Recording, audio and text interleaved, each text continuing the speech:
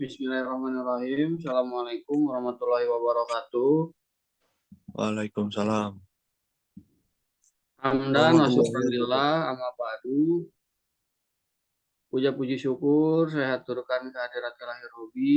Berkatnya kita masih diberikan kesempatan untuk melakukan kegiatan eh, sehari-hari seperti ini. Salawat serta salam semoga tetap tercurah limpahkan kepada baginda kita Nabi Muhammad Shallallahu Alaihi Wasallam. Langsung saja hadirnya kita di sini, Bapak akan mempresentasikan terkait kunjungan kita sebagai pemandu ujian tengah semester jurnalisme radio. Adapun stasiun radio yang kita tuju ialah El Sinta atau yang biasa dikenal dengan El Sinta News Out and Talk. Seperti itu. Adapun untuk anggota kelompok 3 yaitu ada Kang Basel Alto, Muhammad Abah Firdaus, dan saya sendiri Yogi Bagus. Boleh di next.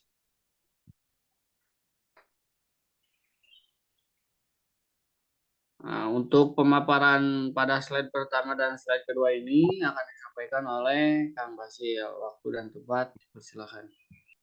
Baik, mungkin kita mulai dari sejarah singkatnya El Sinta. Sejarah berdirinya El Sinta itu mulai di Jakarta tahun 67 dan masih pada radio pada umumnya, yaitu ada musik, ada hiburan dan segala macam gitu.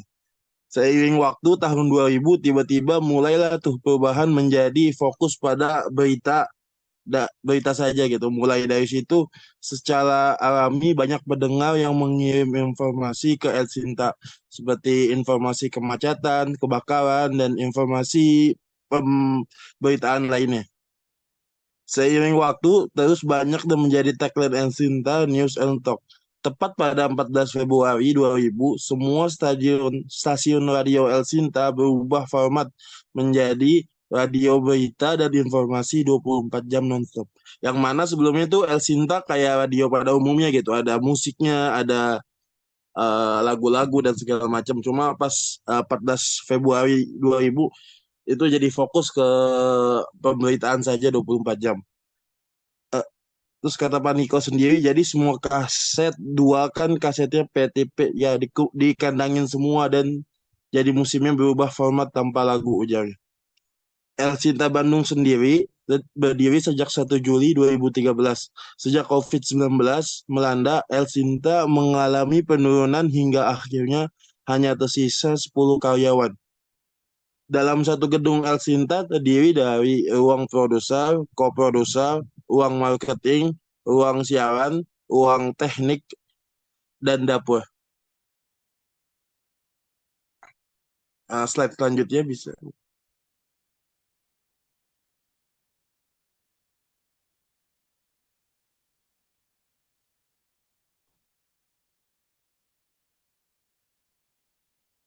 Alasan News and Talk. Semua radio pakai lagu kan. Kalau kita ulang ulang tahun tuh pakai lagu dong. Bosen, memang giung. Tapi kalau ingin terkenal itu harus beda. Dan kalau sama kan nggak ada diferensinya. Ujar Pak Niko selaku kepala biro El Sinta saat kita tanya kenapa sih El Sinta nggak pakai lagu gitu. Menurutnya bahwa dengan format radio El Sinta yang baru dapat menjadi daya tarik tersendiri bagi para pendengar yang ingin selalu update terhadap hal-hal baru di Kota Bandung khususnya. Lalu ada beberapa divisi sih di El Sinta. Yang pertama itu produser dan co-produser. Kata Pak Niko, produser itu dia sebenarnya yang menyiapkan materi siaran yang mengudara.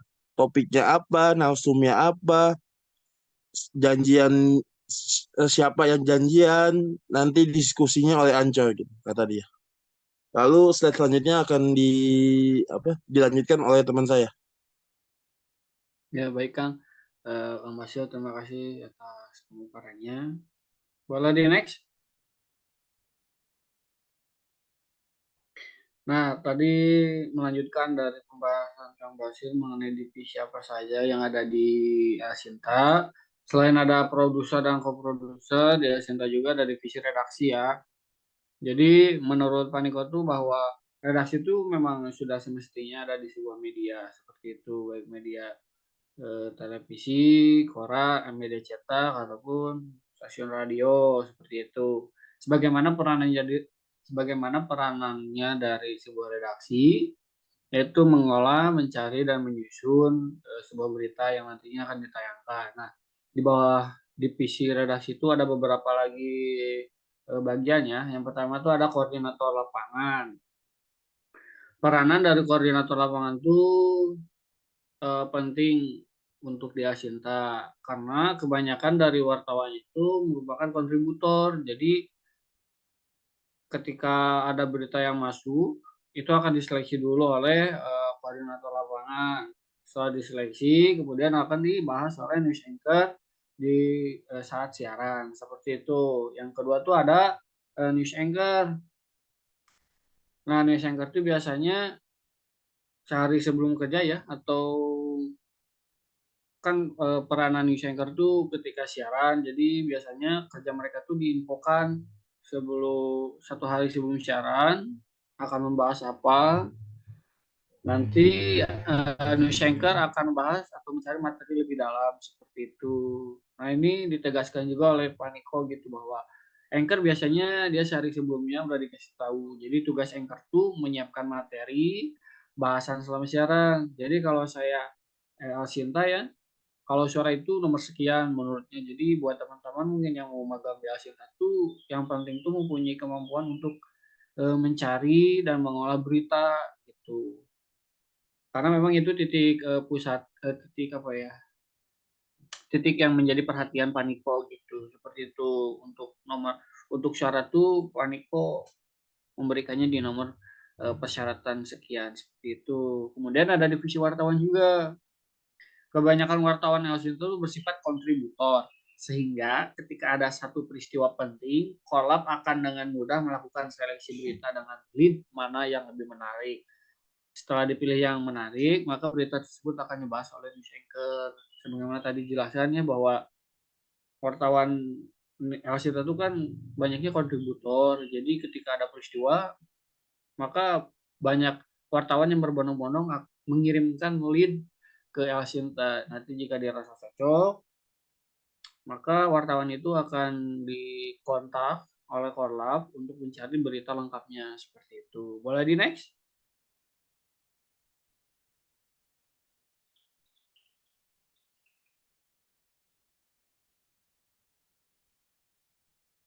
Boleh di next.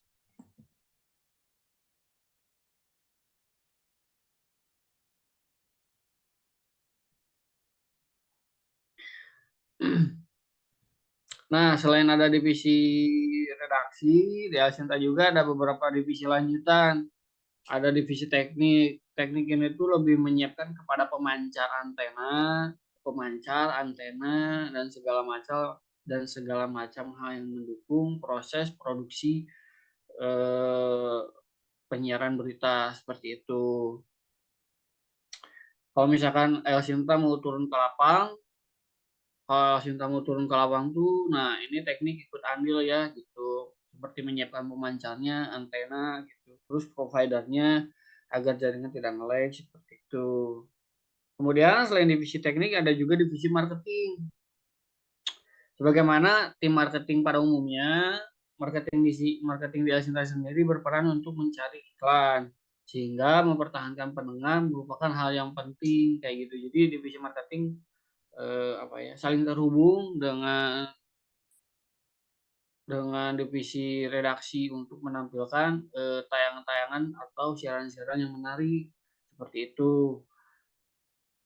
Dan Paniko sendiri memang menyadari betul bahwa eh, sekarang tuh mulai minim ya yang iklan di radio kayak gitu dan beralih ke Google Meta atau Google Ads.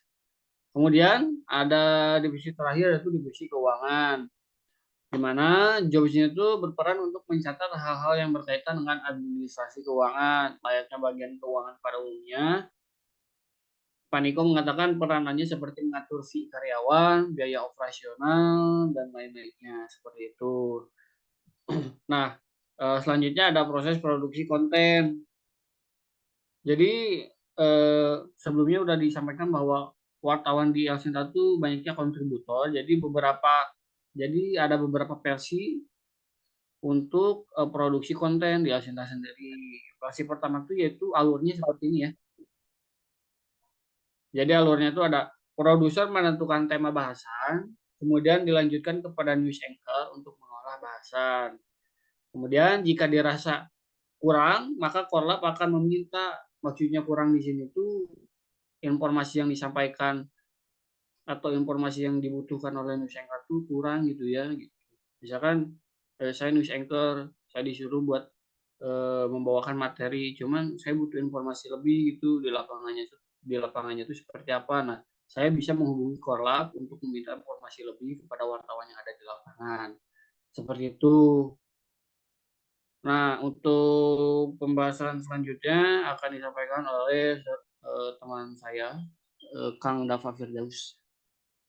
Terima kasih.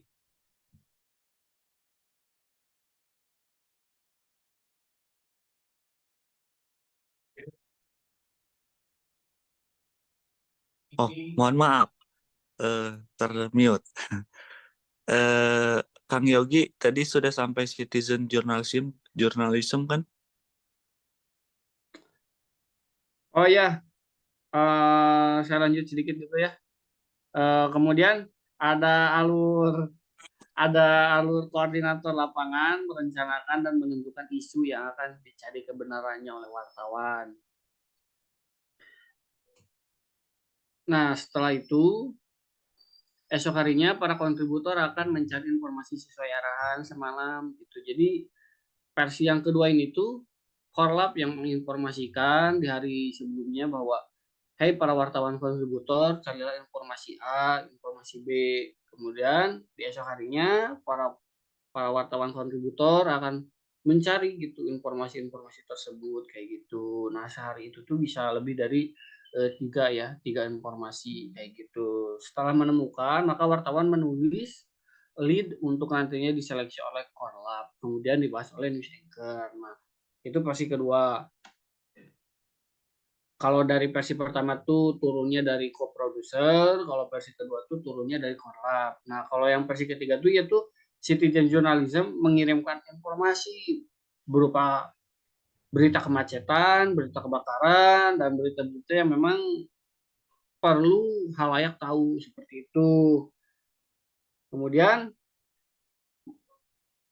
nah si citizen journalism ini tuh mengirimkan informasi itu kemana? Ke WA kayak gitu ya.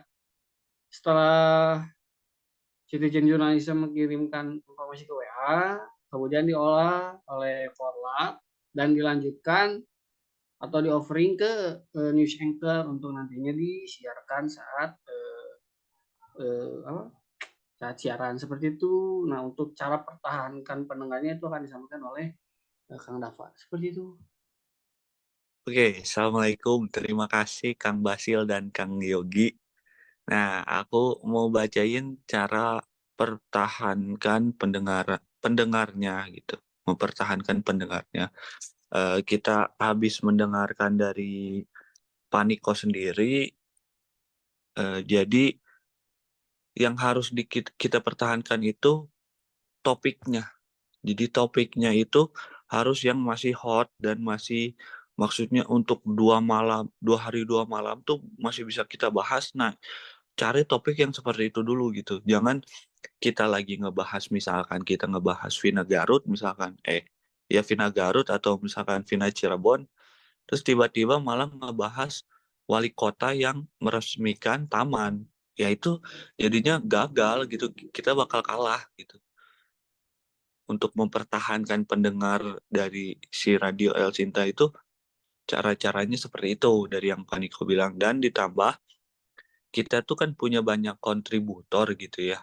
Nah, jadi bisa ditempatkan di mana-mana dan itu sangat bermanfaat untuk kita menyampaikan berita yang variatif gitu karena ada yang dari rumah sakitnya, ada yang di TKP-nya, ada yang di rumah korban itu jadi lebih berlayer gitu. Nah, lanjut, boleh.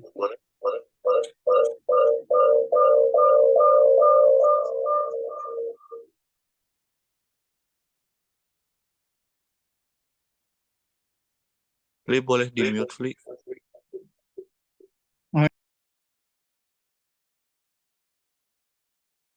Nah, oke. Nah, sekarang tantangan dari segi marketing, karena dari Elsinta sendiri tadi yang udah dijelasin sama Kang Basil dan Kang Yogi, jadi karena Elsinta itu 24 jam non-stop berita, jadi tantangannya itu sangat banyak, terutama di iklan. Terutama terus pendengar-pendengar yang cuma pengen dengerin lagu kah, atau misalkan teman-teman yang mau masang iklan, ya karena kita radio berita gitu, si Elsinta tuh seperti itu. Jadi eh, kalau kata Pak Niko mah, makanya orang ambil aman radio itu ya radio lagu, hanya dengan membeli lisensi lagu kemudian diputar secara terus-menerus. Gorolong weh iklan gitu kata Pak Niko teh. Jadi ya udah weh sekarang mah untuk eh apa yang orang-orang yang punya radio yang cari aman tuh ya gitu, kayak ya udah weh lagu gitu diputar terus. Jadi kita atau El Sinta sendiri mau membuat sesuatu gebrakan yang berbeda dari tahun 2000 berapa tadi tuh 2002 gitu. Dari 2002 tuh kita mau membuat hal yang beda dengan 24 jam nonstop. Dengan itu kita bisa mengembangkan ya itu tadi citizen journalism. Seperti itu sih dari penjelasan Elsinta. Balik lagi ke Yogi. Terima kasih.